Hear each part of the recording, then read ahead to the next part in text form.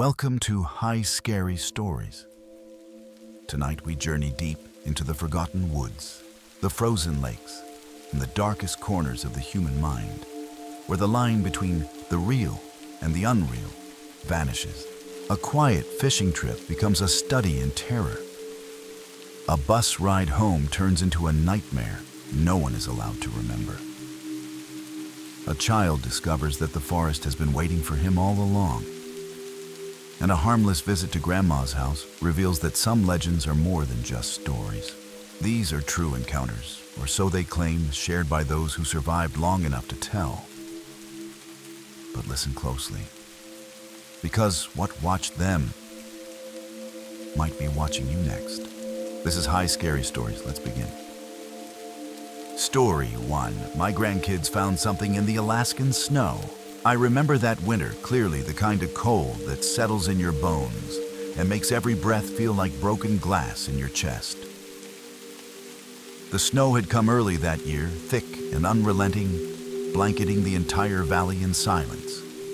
I had retired up here in Alaska, outside a little town near Talkeetna, when my wife passed. The cabin sat on 5 acres bordered by birch and spruce. And beyond that, a stretch of wilderness that could swallow a man whole if he wandered too far. It was the sort of place that made you feel small in a way that was humbling, not frightening. I liked it that way. My daughter Emily had called the week before, asking if I could watch the grandkids for a few days, while she and her husband flew to Anchorage for a business trip. Mason was 10 already, a quiet, thoughtful boy who loved drawing and had a fascination with birds. Emma was 7 and full of fire, constantly asking questions, poking things that should probably be left alone. The kind of child who wore her heart on her sleeve. I was happy to have them. It had been too long since the cabin echoed with voices other than my own. They arrived late on a Thursday evening, just as the sun dipped below the tree line, throwing long shadows across the snow. The kids, bundled in parkas and scarves, spilled out of the car with red cheeks and bright eyes, hauling backpacks and a lopsided snowman kit. Emma held a thermos of hot cocoa, and Mason carried his sketchbook, already flipping to a blank page. The air was sharp and clean, the way it only is when the temperature dips below 0 and the stars seemed close enough to touch. That first night was perfect. We made elk chili and cornbread by the wood stove, and the kids curled up on the old couch to watch a movie while I read in my recliner. The wind whispered outside like a lullaby, and the fire cracked in rhythm to the kids' laughter. By the time I tucked them in, they were asleep before their heads hit the pillow. I stood for a moment in the doorway of the guest room watching them. Breathe deeply. Cheeks still pink from the cold, I smiled to myself, unaware that something ancient and patient had already stirred in the forest beyond the tree line, watching, waiting in the dark. The next morning arrived, wrapped in pale blue light and bone-deep stillness. The snow had stopped during the night, but the cold had only thickened. Every window in the cabin was rimmed with frost. And when I stepped outside to fetch firewood, the sound of my boots crunching on the snow felt almost too loud, like I was interrupting something sacred. I could see the kids through the window, still in their pajamas, eating cereal at the table. Emma waved when she spotted me, and I waved back, smiling. Then I caught sight of something in the distance near the tree line and paused. It was just a shadow at first, stretched oddly tall across the snow, half concealed behind one of the spruce trunks. But when I blinked, it was gone. Probably nothing I told myself, just a trick of the light, or maybe a deer slipping away. Had seen moose out here too, even a wolf once. Nothing to be alarmed about. I shook off the unease and went back inside. After breakfast, the kids begged to go out and play in the snow. I helped them bundle up in layers until they looked like overstuffed marshmallows. Emma grabbed the sled while Mason tucked his sketch pad into the pocket of his coat. They ran outside laughing, leaving a flurry of boot prints behind. I stood at the porch watching them tumble and shout as they threw snowballs and chased each other through the drifts. An hour passed before they came back in their cheeks, red, their noses dripping, and their voices high with excitement. Emma tugged on my sleeve, her eyes wide. "Grandpa, there is something weird on the trees," she said, breathless, like really weird. Mason nodded, more serious. "There are marks, deep ones, way high up on the trunks, far higher than we could reach. Even if we climbed," I raised an eyebrow, "or maybe bears are common enough up here, and they mark trees sometimes, especially before hibernation." But Mason shook his head. "These are different," he said. "The claws, or whatever, made them are long spaced, far apart like fingers. And the bark was peeled back, like something was scratching, not just marking territory, but digging." I looked at them both, their faces bright with curiosity and just a touch of fear. Emma reached into her coat and held up a glove covered in snow and bits of bark. "Look," she said. "This was stuck on one of the gouges. It was frozen there, like it happened a while ago." I took the glove and turned it over in my hands. The bark was torn jagged and deep, and the glove had flecks of something dark on it, almost black, but with a strange sheen. Not sap, not blood, not anything I could name. I felt a chill that had nothing to do with the weather. "All right," I said carefully. "Show me where you found this." They led me to the edge of the tree line and pointed. There, about 10 feet up, were long parallel gouges running down the side of an old birch. And just beyond that, another tree marked the same way. And another, in a strange crooked path, winding deeper into the woods. That was when I felt it. A prickle at the base of my neck, like someone was watching from the shadows inside the trees. I turned quickly, but saw nothing. Still, the feeling clung to me like smoke. I told the kids to stay close to the house, and they agreed. But I could tell the adventure had begun for them, even if I was beginning to feel like something had ended quietly without me noticing. That afternoon, the snow began to fall again, light and slow like a hush drifting from the sky, and the kids stayed inside for a while playing a board game near the fire. But soon enough, Emma got restless and asked to go back out. Just for a bit, she promised. Mason joined her reluctantly, sketchbook in hand. I gave them the same rules as always. Stay within sight of the cabin. No going past the shed. And if I rang the old iron bell hanging on the porch, they were to come back immediately. They both nodded and stepped out into the white glow of early evening. I watched them for a few minutes from the kitchen window, Emma dragging the sled in wide circles, Mason crouched down studying something in the snow. He was always looking for animal tracks or feathers, things to draw later.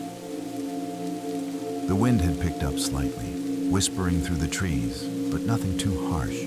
Still, I found myself checking the clock more than usual, glancing out the window again and again, something uneasy buzzing low in my chest. It was maybe 20 minutes later when I heard the back door open and slam shut.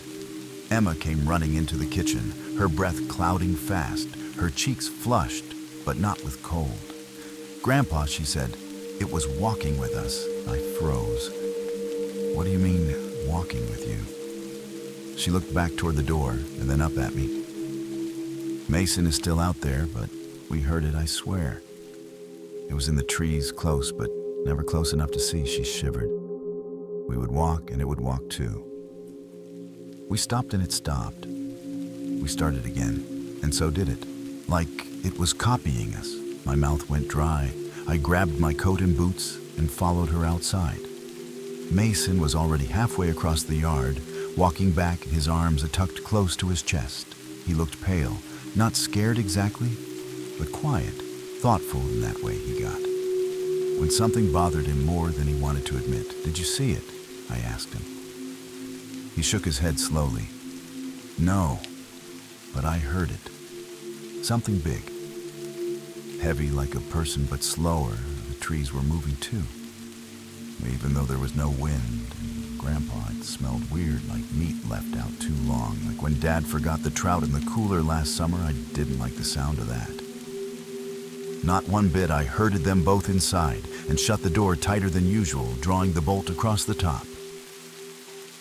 We sat by the fire again. But the warmth felt thinner, somehow less protective. The kids sipped their cocoa quietly, and I caught them both glancing at the window like they expected something to be looking in. After dinner, the snow stopped and the sky cleared, just enough to let the moonlight spill across the yard, turning everything a flat silver white. The kids had settled into their pajamas and were playing a quiet game of cards on the rug. While I cleaned up the kitchen, I tried to convince myself that what they heard was a deer, or maybe even a moose curiosity, bringing it close to the house before it wandered off again. But that smell Mason mentioned kept drifting back into my mind, and it made my stomach turn. Mason came to me just as I was putting the last dish away. "Grandpa," he said, "can we go look for tracks tomorrow? Maybe if we find something, it will make sense." I hesitated. He was holding his sketch pad to his chest like a shield, and his voice was calm. But there was something behind his eyes that told me he needed to understand what he had heard. "All right," I said, "but only to the edge of the yard. And I go with you, no wandering off." They both agreed, and we called it a night. I barely slept. The next morning brought a soft sun and a brittle cold. The kids were dressed before I even got the fire going, and we stepped out together, boots crunching the icy crust of the snow. They led me to the area near the tree line, not far from the first set of claw marks. Emma pointed to a trail of impressions in the snow, spaced far apart and heading toward the denser woods. At first, I thought they might be snowshoe tracks, or maybe left by someone hiking through. But the shape was wrong. They were too narrow, too long, with a heel that seemed to drag slightly. The toes, if they could be called, that splayed out at unnatural angles, and there were small punctures at the ends, like something had pressed into the snow with sharp points, claws maybe, or talons. Emma bent down beside one and placed her mitten next to it. The print was nearly double the length of her hand. She looked up at me quietly. "Grandpa, this was close to the shed yesterday. It got that close." We followed the tracks slowly, not too far, just enough to confirm what I already feared the strides were. Enormous covering, 6 feet or more between each step. And they moved with purpose. Not the aimless meandering of an animal. These were deliberate, directed toward the tree line and disappearing into it. As we stood there, a sudden stillness came over the woods, the kind that falls like a blanket and presses against your ears. Even the birds had gone silent. The kids felt it too. Mason stood straighter, and Emma moved closer to me, clutching my coat sleeve. "I think we should go back," I said, my voice low and steady. We turned together and walked back toward the cabin, never once looking behind us, though every instinct I had screamed that something was watching, waiting just beyond the place where the light touched the trees. That night, the wind picked up again, but it was different from before. Less of a whisper and more of a low moan, as if something was moving through the trees too large to pass unnoticed, but too careful to be seen. The fire crackled in the stove, and the lights flickered once then. Steadied, I kept the kids close, letting them fall asleep on the couch under a pile of blankets, while a cartoon played softly in the background. Emma drifted off first, curled against Mason, who stared at the ceiling long after the screen had gone dark. I did not tell them, but I had locked every door and window twice and pulled the blackout curtain shut. I even loaded the old rifle I kept behind the closet door, though I doubted it would do much against something that walked like a shadow and smelled like death. It was sometime after midnight when I heard it. A sound outside that was not the wind, not the creak of settling snow on the roof, but a deliberate crunch of footsteps moving slow and heavy across the yard. I sat up in my chair, heart pounding. My first thought was bear, but I knew better. Bears are not silent. They do not walk in measured steps, like they are counting each one. I stood slowly, careful not to wake the kids, and moved toward the front window, Keeping to the side, I parted the curtain just enough to look through the smallest gap, and the moon was full and bright, casting long, pale shadows. And at the edge of the porch where the snow turned to frozen wood, something stood. It was tall, painfully so hunched, but even then towering over the railing. Its limbs were too long, its posture all wrong, like a puppet with loose strings, and the skin was grayish taut in some places, sagging in others, as if it had been stitched together from things that never belonged. The head lifted, and I saw the eyes catch the moonlight, not with curiosity, but hunger, a glint that sent a bolt of ice through my chest. Then it took a step forward, closer to the door, and its arms swayed low, fingers brushing the porch floor. It was only then I realized it was not looking at the cabin. It was looking directly at the window where I stood.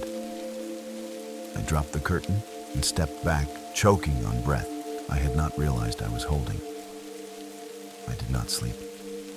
I sat there until dawn, rifle across my knees, watching the darkness press against the walls of the cabin and wondering if the thing had ever really left. When morning finally came, it brought no comfort.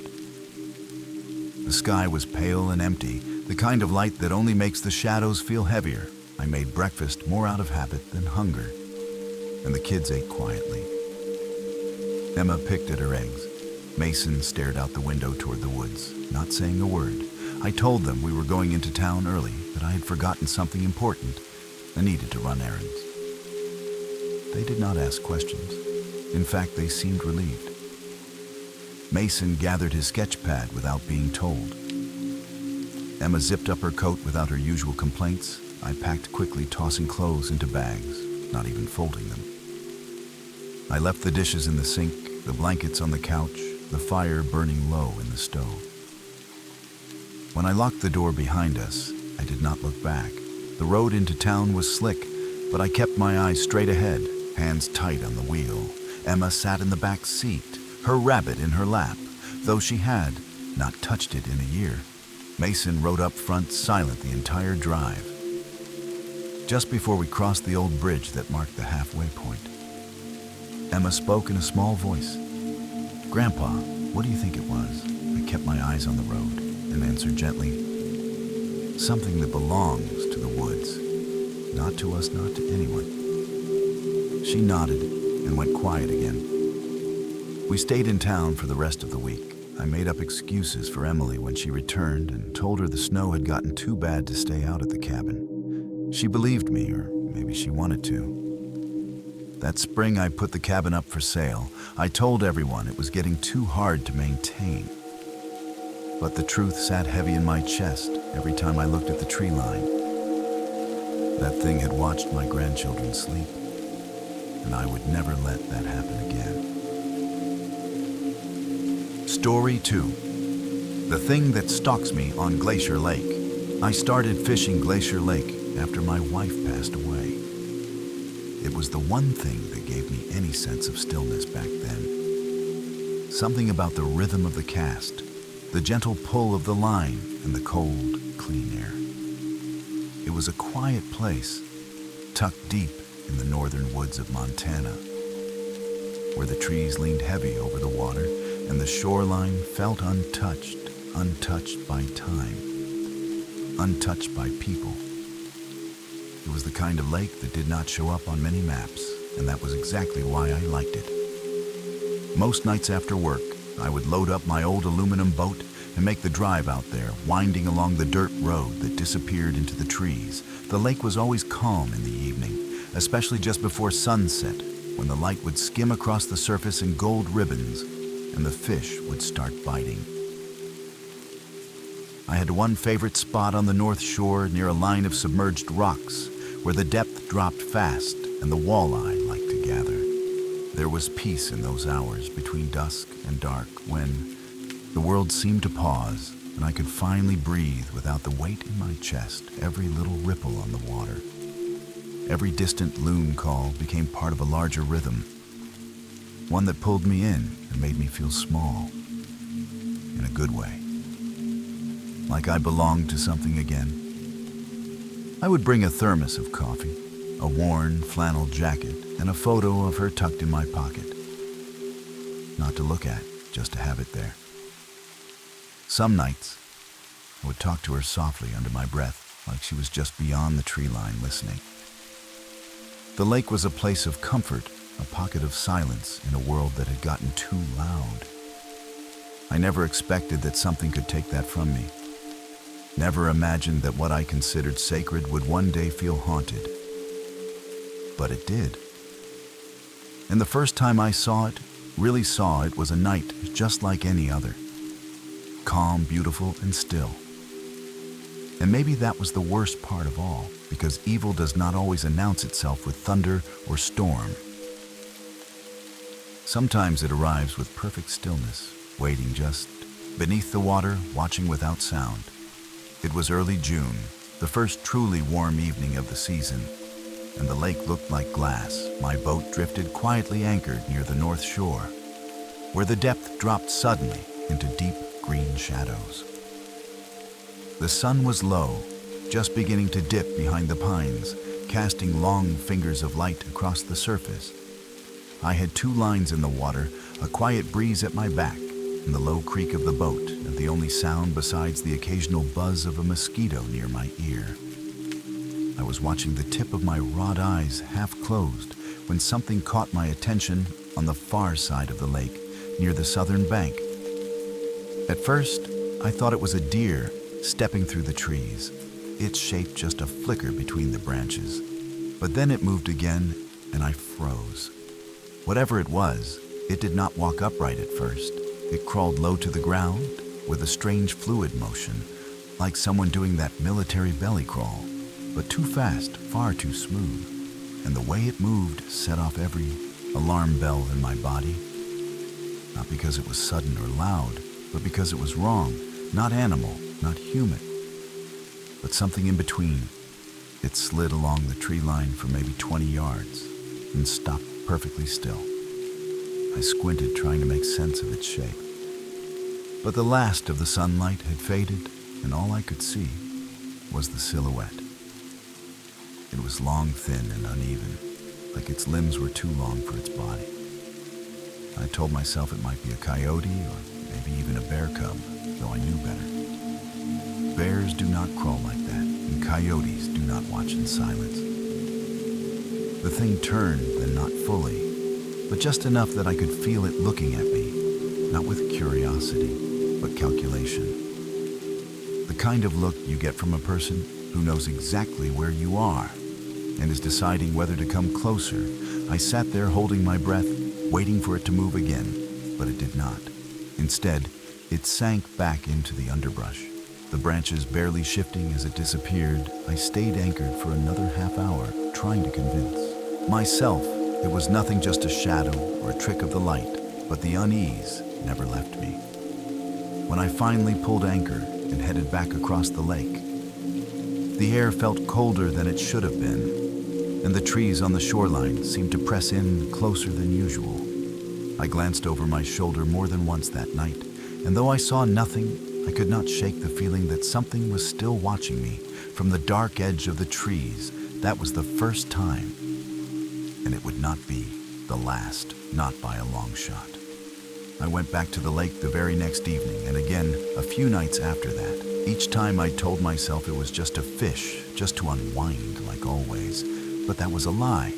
I was looking for it, whatever it was, that thing that moved like no animal I had ever seen, and that stared across the water as if it knew me. I started bringing a small notebook, the kind my wife used to keep grocery lists in, and I began taking notes, not just about the fish or the weather, but about anything unusual, times of movement, shapes in the trees, sounds that felt out of place.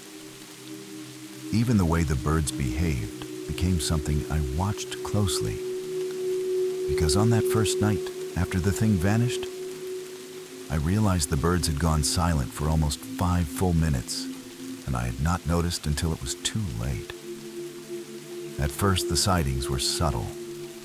A flicker at the edge of the trees, a patch of dark where there should have been space. Little things you could easily ignore or explain away if you wanted to. And I wanted to believe it was nothing I really did. But the pattern kept building, and the more I paid attention, the more I realized something was watching me, night after night. One evening, about a week after the first sighting, I heard something heavy moving in the brush on the south shore. It was steady, deliberate, and loud enough to send a few birds flying into the sky. I shone my spotlight across the tree line, and for a split second I saw it. A tall figure half hidden behind a birch trunk, skin pale and tight stretched over two thin limbs. It did not flinch under the light. It just stepped back calmly, vanishing without a sound. I noted everything in my little book: the time, the direction of the wind, the phase of the moon. Anything that might make sense of it all. I told no one about it, not yet.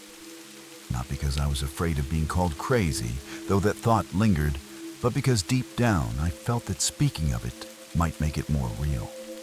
Might invite it closer. The thing never made a sound. No growls, no howls, no snapping branches, like you would expect from a big animal. It was too careful, too intentional. And that was what scared me the most. It was not just wandering, it was observing. By late June, I had filled half the notebook, and my peaceful nights had become quiet tests of endurance. I would sit in my boat with the lines out, pretending to fish, while my eyes scanned the trees, and every creak of the hull made my skin crawl. I still caught fish sometimes, but it no longer felt like the point. The lake was no longer a sanctuary. It had become a stage, and I was never sure if I was the observer or the observed.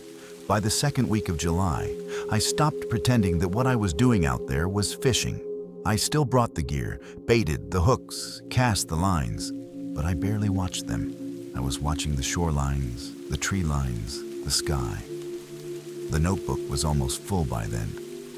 Page after page of strange sightings, footprints in the mud, low whispers I could never quite place. And that heavy feeling that I was never alone. What started to unnerve me more than anything was that the thing seemed to be getting bolder, not just watching from a distance, but moving with purpose, as if it knew where I was going before I got there.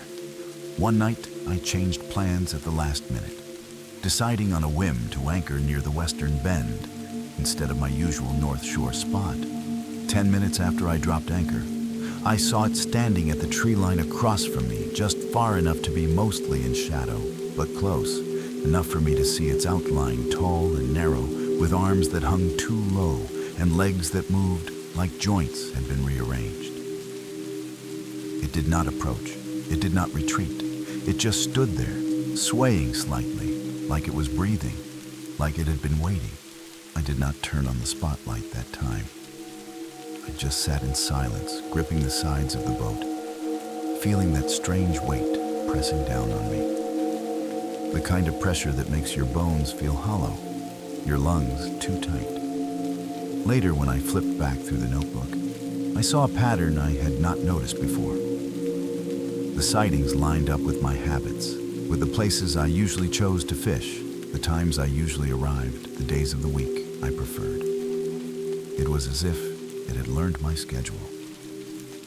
That realization made something twist deep in my gut, because once something learns you, once it begins to anticipate your movements, your choices, your quiet rituals, then it is no longer just watching you, it is studying you. And what studies you might one day decide it is time to act.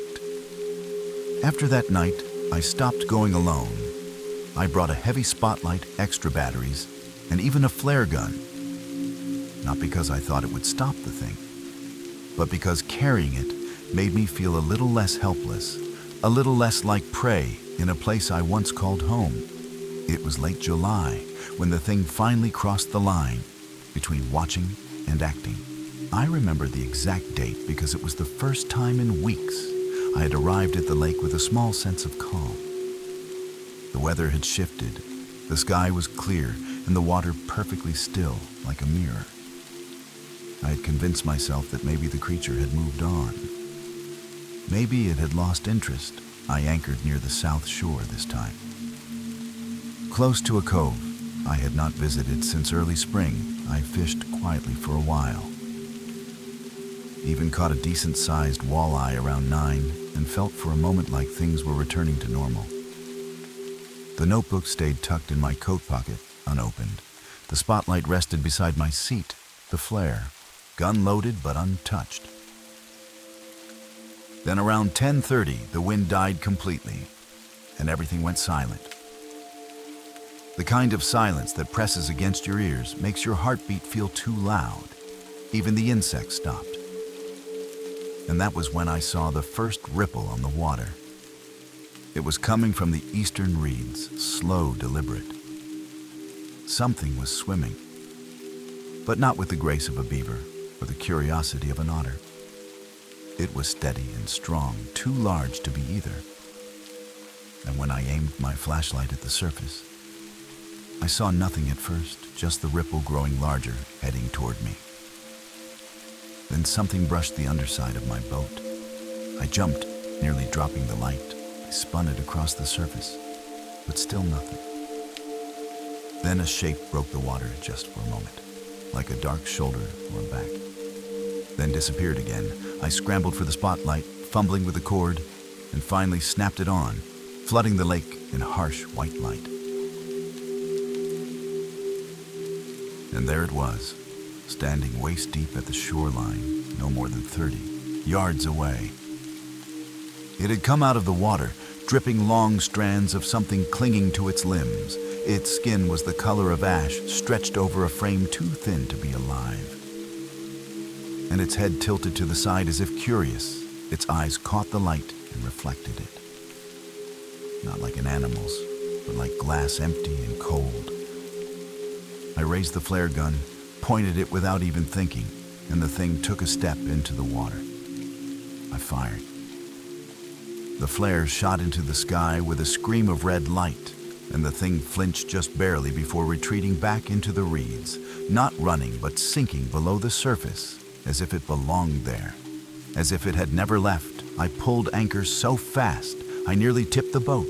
My hands were shaking. The motor took 3 tries to start, but once it did, I sped across the lake without looking back, not once. When I reached the launch, I did not tie off. I dragged the boat halfway up the shore, left it there, and drove straight home. My heart pounded the entire ride, and every shadow in the road felt like a doorway to something I no longer wanted to understand, and I never went back to Glacier Lake. After that night, I left the boat sitting in the weeds by the dock for weeks before I finally returned with a friend just to retrieve it. I told him the engine had given me trouble, and that I had gotten spooked by a storm. That was easier than telling him the truth, easier than explaining that something had watched me for weeks, something that crawled and swam and waited with the patience of a hunter. I still live in the same town, but I fish elsewhere now, smaller lakes, busier spots, places where you can hear other people nearby and see headlights on the water at night. But it is not the same. I have not felt the peace I once did not. Since that summer, the quiet feels different now. Not calming, but charged, like the space before a storm. And the notebook sits in the back of my closet, still full of notes, times, drawings, even a few crude maps with X's where I saw it, where it moved, where it waited. I have not opened it in years, but I cannot bring myself to throw it away either. Part of me thinks that if I do, I will hear it again, that soft sound in the water, the shift in the trees. Sometimes when I lie awake at night, I think I hear splashing in my mind, not loud, but persistent and rhythmic, like something treading through dark water just out of sight. And every so often, when I hike near the woods, just to clear my head, I catch a glimpse of something in the corner of my eye, tall and still just beyond the tree line. I never stop, I never look twice, because some places are not lost, they are abandoned, and some things do not follow you home. They wait, and if you are not careful, you might go back without meaning to, and find them exactly where you left them, waiting in the dark. Story 3. Something got on the bus with us. It was the last evening of our summer geology camp, and we were on the road, heading back to school. The bus smelled like sunscreen and trail mix, and the kind of sweat that only comes from a week spent hiking desert canyons under the Nevada sun. There were 16 of us, in total, students from the advanced science program, along with Mr. Hughes and Miss Carter, our 2 teachers. We had spent 5 days in the Mojave, collecting rock samples, mapping strata, and pretending we were future scientists. Instead of air conditioning, the bus had open windows and a ceiling fan that rattled with every turn. I was sitting near the back with my friend Drew, sharing earbuds and listening to a podcast while watching the desert blur by in shades of red and gold. The sun was beginning to set, dropping low over the flat horizon and painting everything in amber. It was one of those moments where you felt lucky to be alive, surrounded by friends heading home. Dusty, tired, but full of story. Most of the younger students had already dozed off their heads, leaning against windows or backpacks. Miss Carter was reading near the front, and Mr. Hughes was driving, squinting through the bug-splattered windshield. I remember thinking how strange it was that the desert could be so quiet, even when full of people. That kind of stillness makes you forget how quickly things can shift. About an hour into the drive, the engine started to groan. A low cough that made everyone look up. Mr. Hughes said something under his breath and turned down a small access road leading to an old rest stop. Nothing more than a cracked parking lot and a bathroom built into a low concrete building. There were no other vehicles, no lights, just the long shadow of our bus stretching across the asphalt. We piled out stretching legs and joking around while the teachers checked the engine. Drew and I walked toward the edge of the pavement where the desert began again. Just sand brush and open sky. I remember kicking a rock and watching it roll into the scrub. I remember thinking how empty it all felt. And then I remember how quiet it became, how fast that silence settled around us like a blanket that suddenly felt too tight and too cold. Even in the heat of summer, Mr. Hughes called us back onto the bus after about 15 minutes, saying the engine was acting up, but we would try to get rolling again before full dark. The sun was dropping fast, and the shadows stretching long across the desert pavement. I was one of the last to climb on board, sliding into my seat next to Drew and pulling my bag close just in case we ended up stuck overnight. The bus started with a shudder and a groan, like it was waking from a long, uncomfortable sleep, and then we were moving again, slowly down the 2-lane highway, heading south. The mood had quieted a little. Some of the younger kids were whispering about the weird sounds they thought they had heard near the bathroom's branches, snapping, or footsteps behind them that vanished when they turned around. I brushed it off, as nerves night was coming fast, and the desert had a way of messing with your sense of distance and sound. It played tricks even on those of us who had grown up near it. About 10 miles later, the engine gave out completely. There was a loud thud, a hissing sound, and then silence. Mr. Hughes managed to pull the bus over to the gravel shoulder, but the lights flickered and then went dark for a moment before he switched on the emergency battery. He stood and turned to us with a forced calm in his voice. He told us to stay seated while he and Miss Carter called for assistance. Cell signal out there was spotty, so it might take time. We would wait for another bus to come pick us up, and if needed, they would camp out in shifts until help arrived. Drew leaned toward me and whispered, "You feel that?" I gave him a look, and he clarified, "The air, it feels weird, thicker." He was right. The windows were down, and there was no breeze, but something in the air had shifted. It was heavy with the smell of dry dust and something else like copper or rust, faint but present. Then came the sound, a faint thump on the roof near the back of the bus. We all heard it. Even the kids who had fallen asleep sat up blinking, confused. Mr. Hughes turned sharply toward the noise, But nothing else followed. Probably just a branch, he muttered. Maybe something we ran under when the engine died, but he did not sound convinced. Then Tyler, one of the younger kids near the back, pressed his face to the window and whispered, "There is something out there." The way he said it made the hair on my arms rise. Drew and I leaned to look, and that is when we saw it. Just past the edge of the road, crouched low in the brush, something pale, too pale for the desert, and too still to be just another shadow.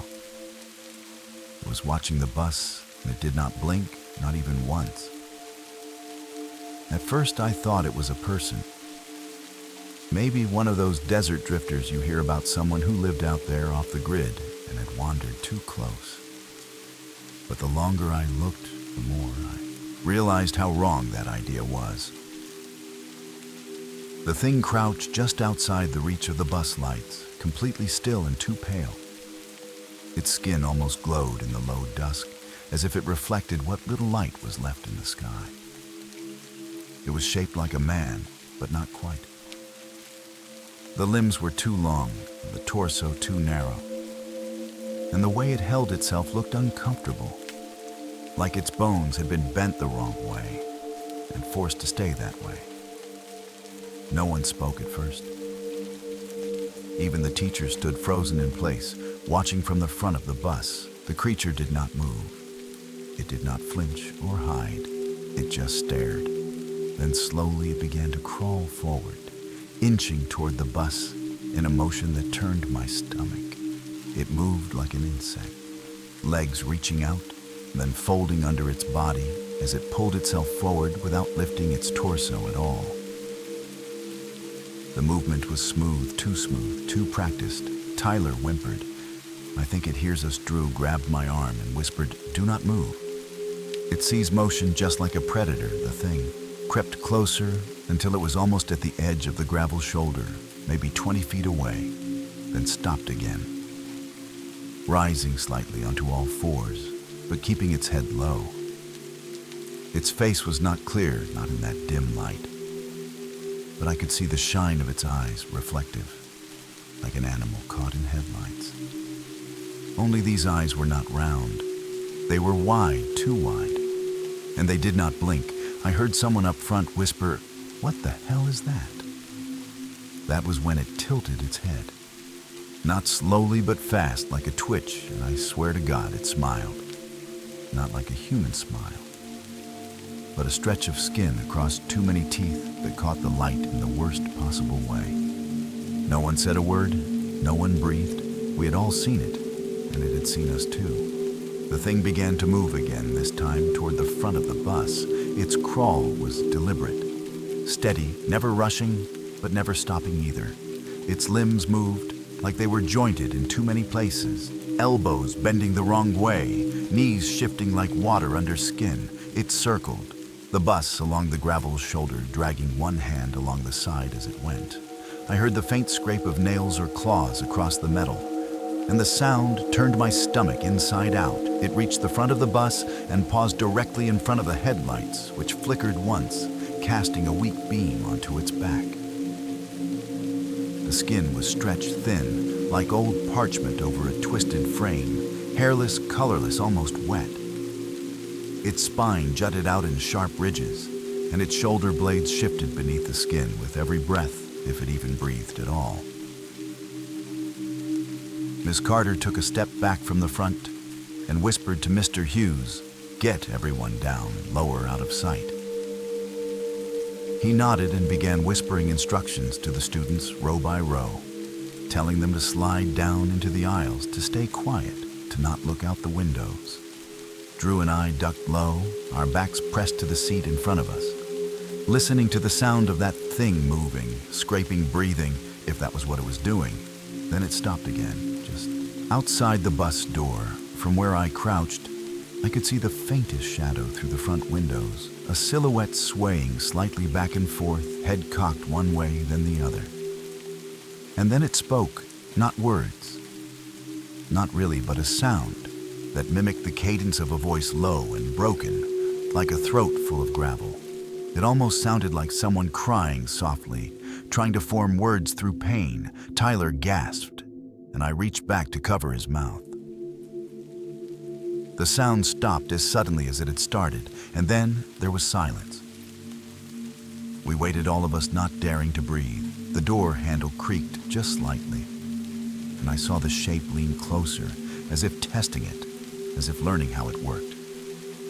That was when I knew this thing. Whatever it was not just watching us, it was trying to get in, and we were running out of time.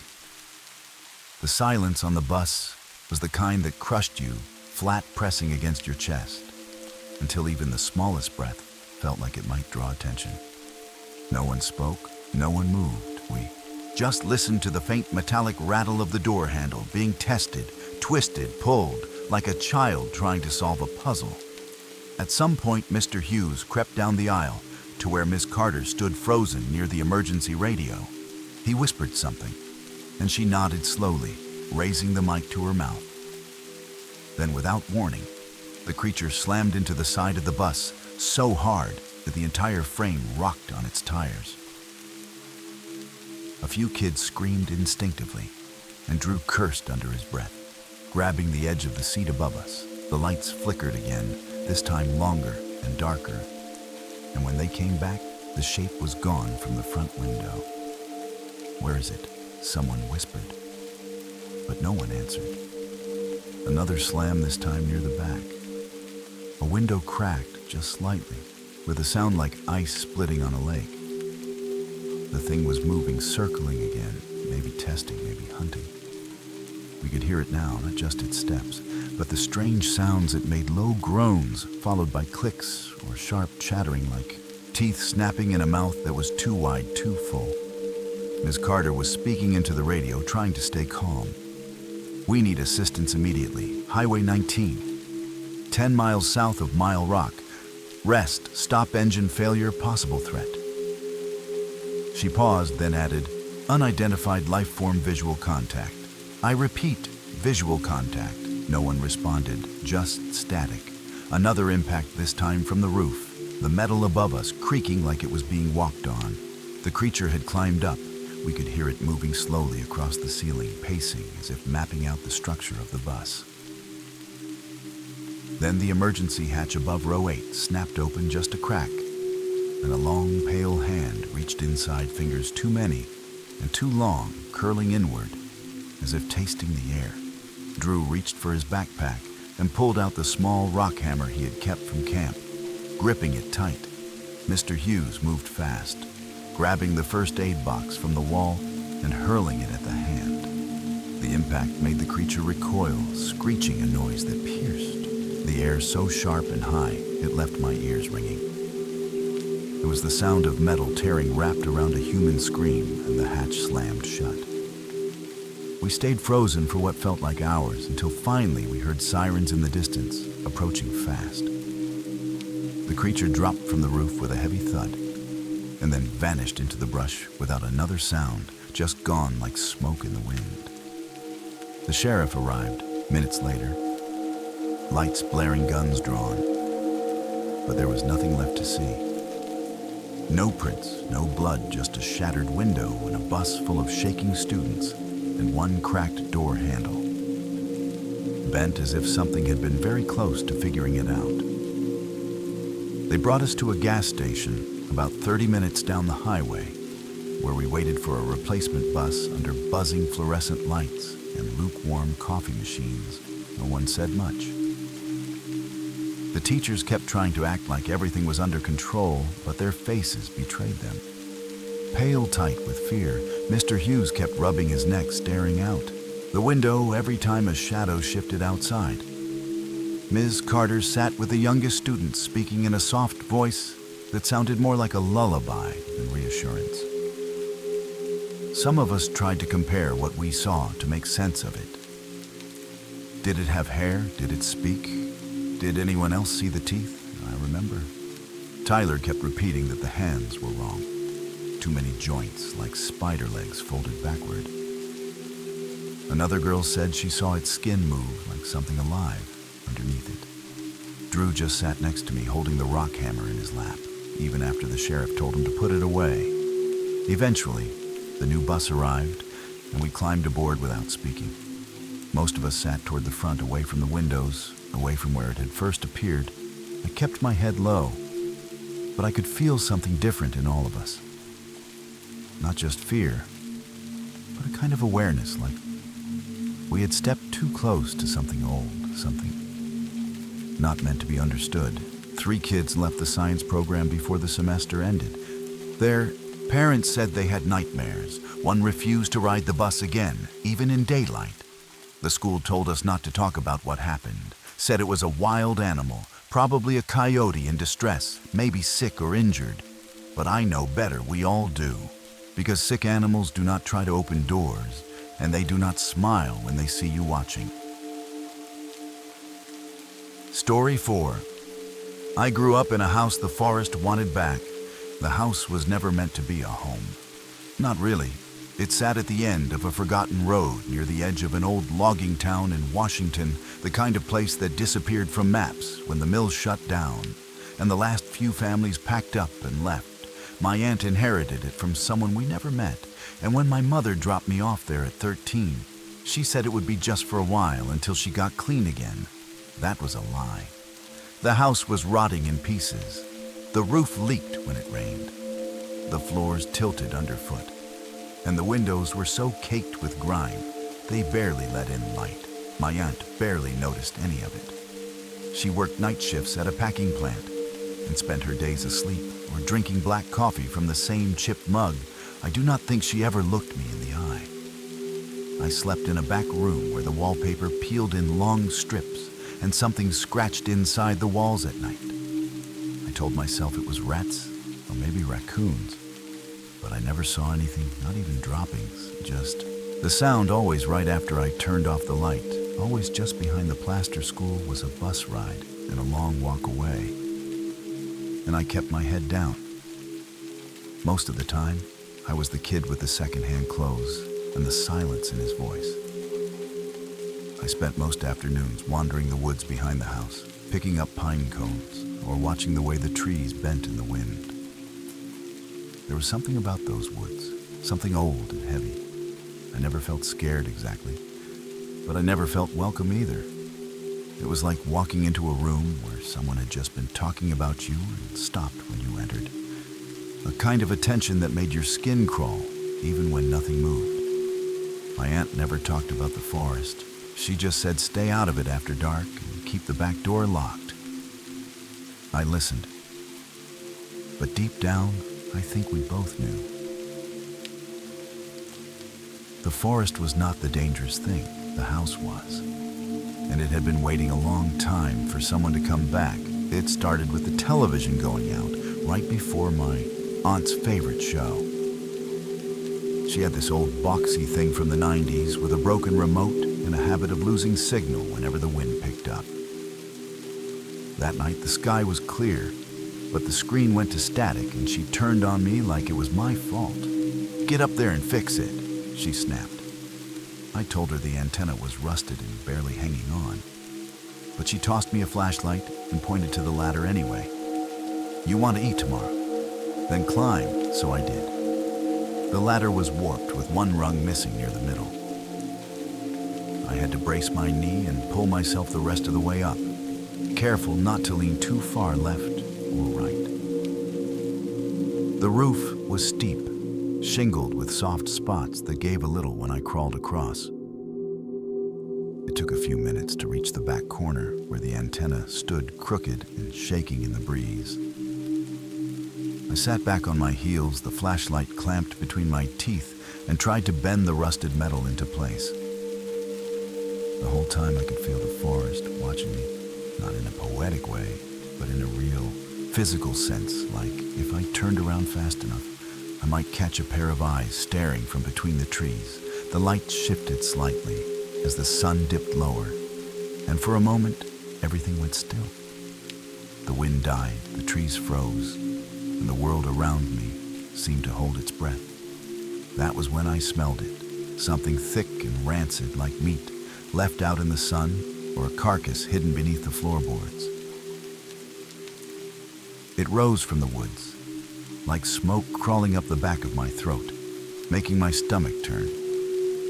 I gagged and dropped the flashlight, which rolled down a few feet before catching in a gutter.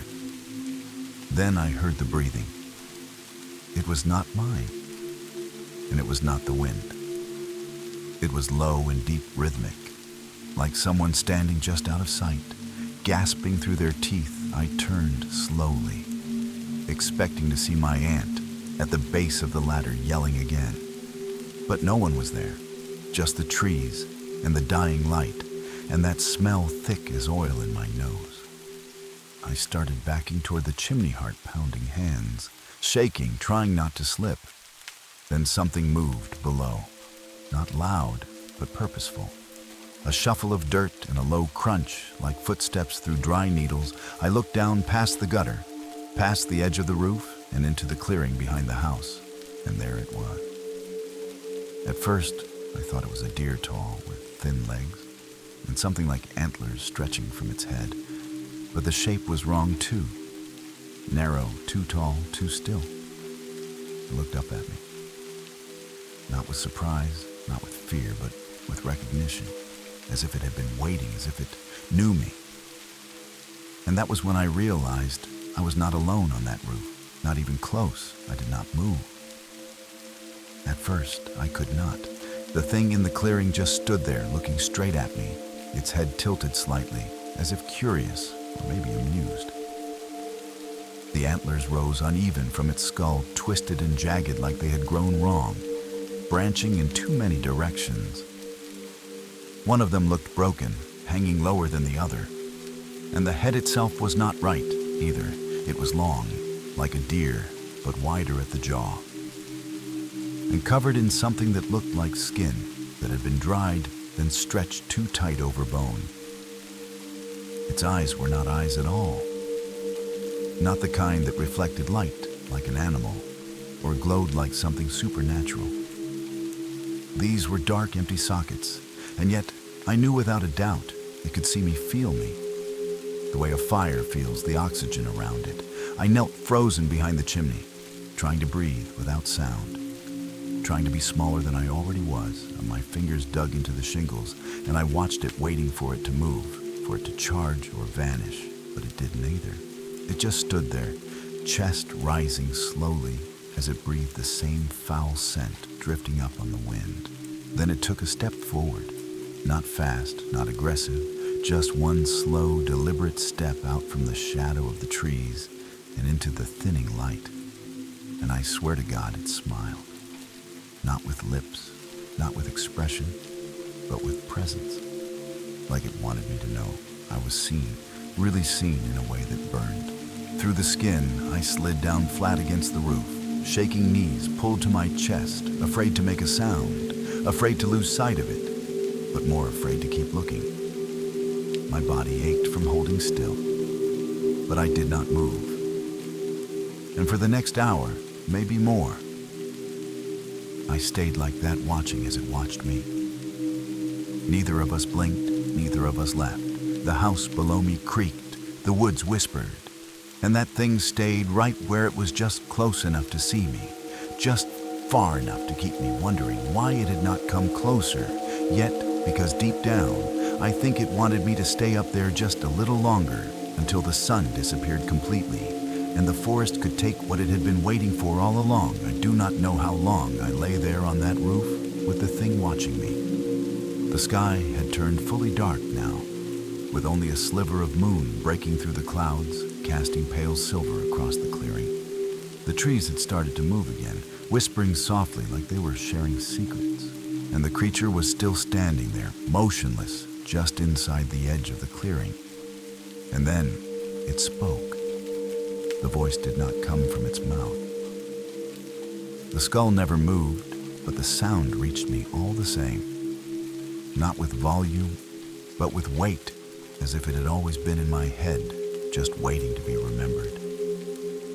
It said my name, not shouted, not called, but whispered directly into my bones, the way your own thoughts sound in a dream.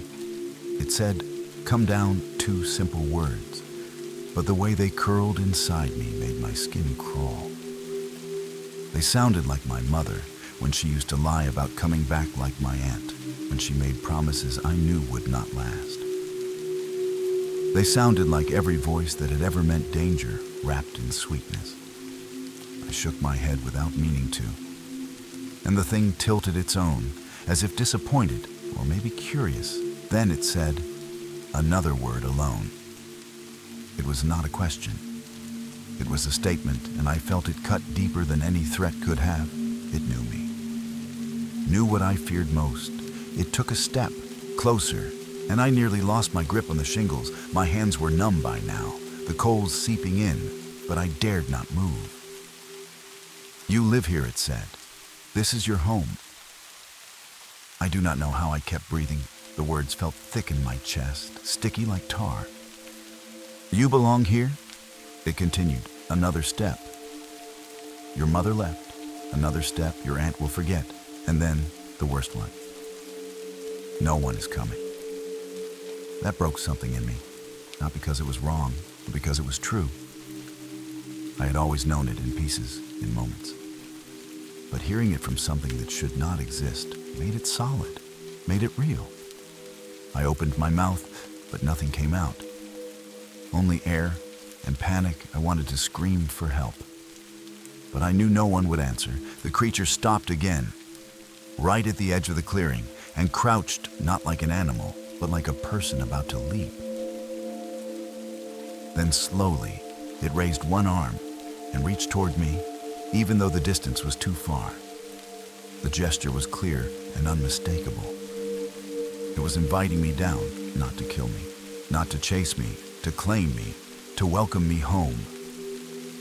And in that moment, with my legs trembling and my lungs burning, I realized something far worse than fear. Part of me wanted to go.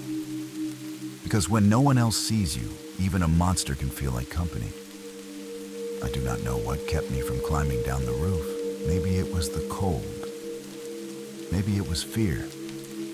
Maybe it was the last flicker of something human in me that refused to answer that call. The creature stayed in place, crouched low with one arm still raised, waiting patient like it had all the time in the world.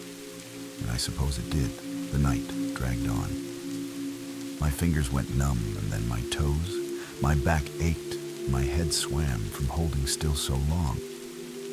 But I dared not move. Every time I shifted even slightly, the thing responded. Not with sound, but with presence. It would tilt its head or lean forward just enough to remind me. It was still there, still watching, still waiting. At some point, I must have drifted.